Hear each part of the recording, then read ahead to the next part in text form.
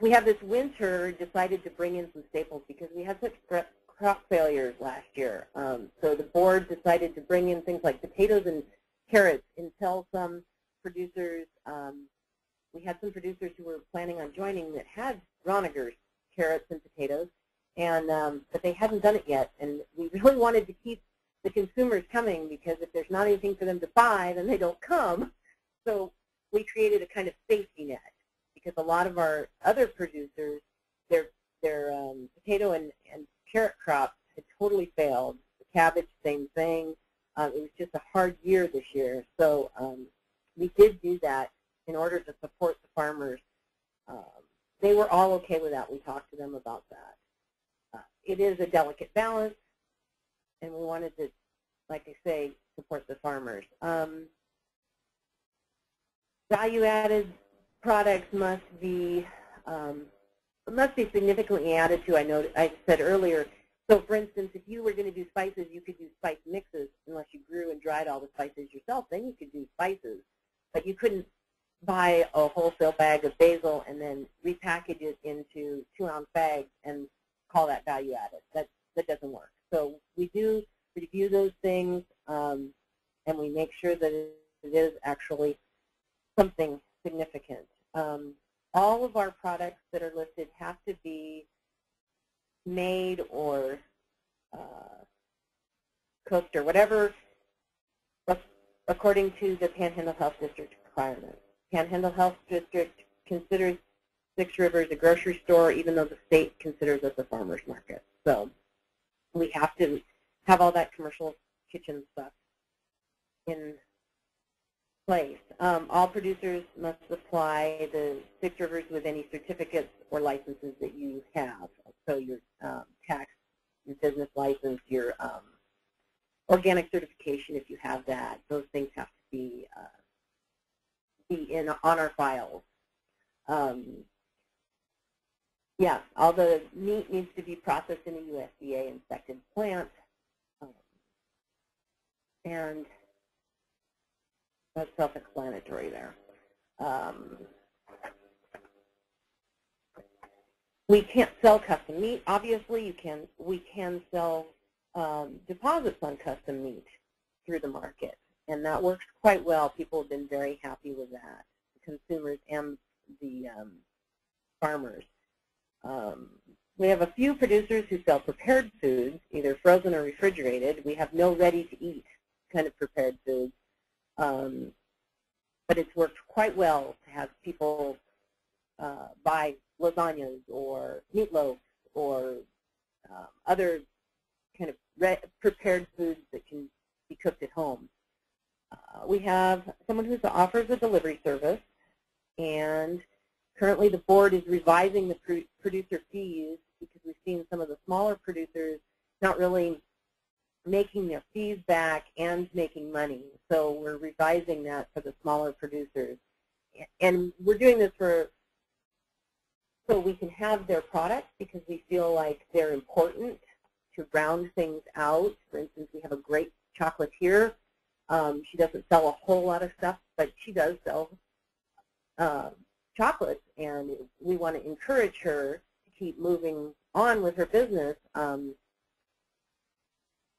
So in hopes that her business will grow as people get to know her stuff and buy it more often and suggest it to their friends. The revision will take effect hopefully by March 1st. We're also working on some software issues which will hopefully be resolved in March as well. So there's a picture of Red Wheelbarrow Farm out in the Sally Valley. Yeah, basically when you sign up with Six Rivers, you go in and as a producer, you load in all your information and pictures of your items, and you control the price. You control what it says about your items, and then Six Rivers takes care of all the what I'll call dirty work. As a producer with Cascade Creek Farm, I can say that Six Rivers has been a great thing, great outlet for our product. It does a lot of legwork which we don't have really time for. if I made time for it, I'd have to give up something else. And, you know, to try and reach all the customers that we've reached through Six Rivers on my own would be quite a bit of time. Six Rivers maintains the website, the web store. They do marketing. They target the audience that we appeal to. They allow us to set our own prices. They take care of sales tax for us. We don't have to mess with that. They organize everything from getting our goods when I take them in. They put them in the people's bags, or in the freezer actually for us, but they take care of all that organizational stuff.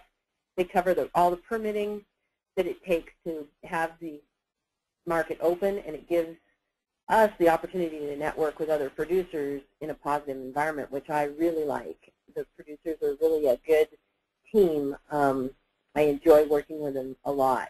It's been well worth the membership fees for us to be involved with Six Rivers. And so now I guess we can have questions.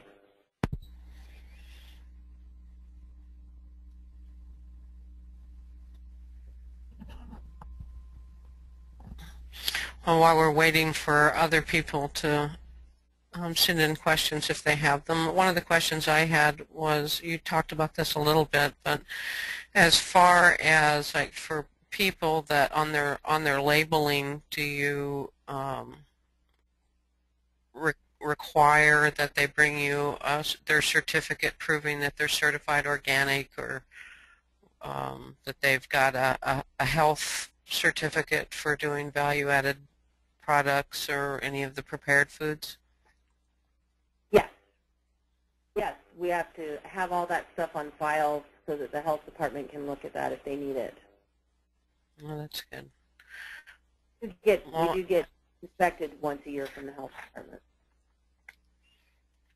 And just so the audience knows that the founder of Six Rivers, Meadow Summers, was she did take the Cultivating Success Sustainable Small Acreage Farming and Ranching course, and this was her business plan project that she developed during the course, and went on to, she modeled this after Idaho's Bounty.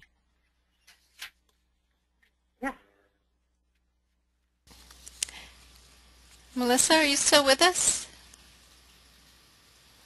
Melissa's been having a few problems with her connection, so this is Colette. I will go ahead and read the questions that we have for Mimi.